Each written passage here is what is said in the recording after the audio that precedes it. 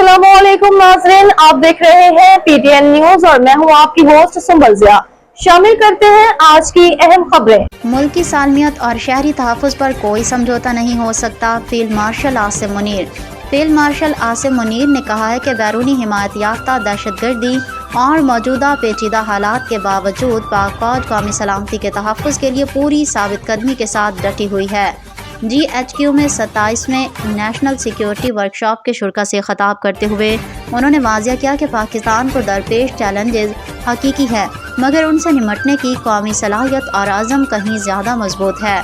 ISPR के मुताबिक workshop के शुरा को मंशियात के स्मगलिंग, गैर कानूनी सरगर्मियों के खिलाफ जारी ऑपरेशंस, मुनज़्ज़म जराइम पेशा नेटवर्क्स के खात्मे, बेहतर बॉर्डर कंट्रोल और गैर कानूनी गैर मुल्कियों के वतन वापसी से मुतालिक अहम पेशरफ्त पर तफसीली ब्रीफिंग दी गई। इस मौका पर बताया गया कि मुख्तलिफ इदारे कौमी सलामती के लिए मरबूत अंदाज में काम कर रहे हैं। न्यूज स्टूडियो से अब तक के लिए इतना ही। मज़ीद खबरों और अपडेट्स के लिए देखते रहें PTN न्यूज। अल्लाह निगहबान।